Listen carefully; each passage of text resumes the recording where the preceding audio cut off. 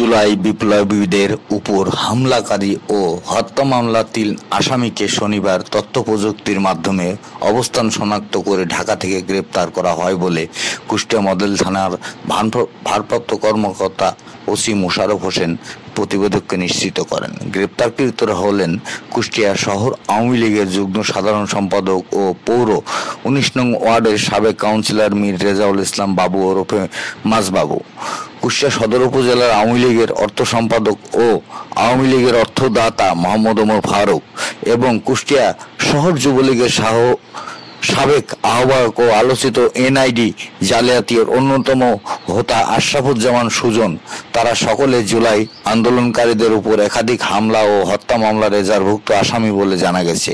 এলাকাবাসী সূত্রে জানা যায়, মীর রেজাউল ইসলাম বাবু ওরফে মাঝবাবু আওয়ামী লীগের ক্ষমতায় থাকাকালীন এলাকায় একচ্ছত্র আধিপত্য বিস্তারের মাধ্যমে রাতের ভোটে কাউন্সিলর নির্বাচিত হয়।